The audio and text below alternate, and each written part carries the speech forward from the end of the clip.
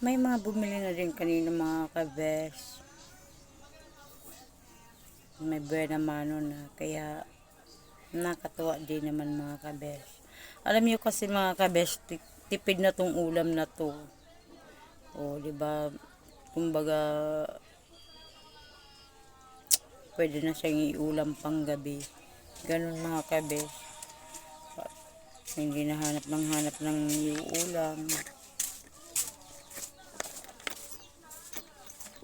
Kahit kami, hindi na kami mahirapan. Kasi minsan, paano ko naman mapipicturean mga kabes? Everyday, minsan, tuyo, tinapa, Lucky Me. Ganun. Pero pag may budget naman kabes, nabili naman kami ng karne, ng isda. Pero hindi lang araw-araw. Kasi pag araw-araw mga kabes, mauubos ang aming paninda. Pati utang yun. Diba? Kaya gawa-gawa ng paraan. Okay lang naman kung sa amin naman wala namang problema. Basta hindi kami magutom, diba?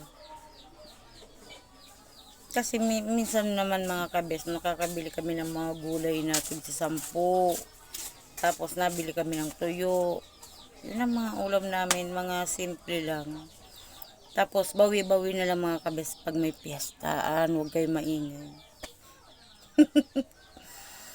Pag may piyestaan, doon kami dadala ko ng plastic.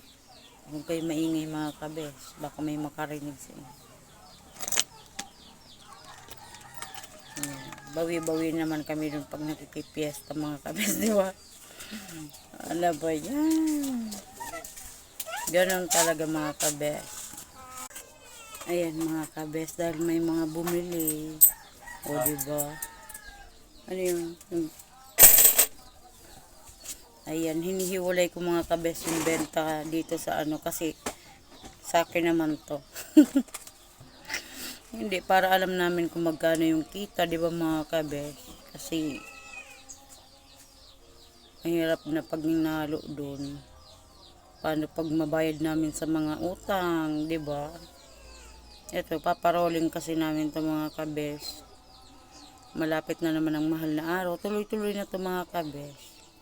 Ayan lang po mga kabes. Thank you po for watching and God bless you all.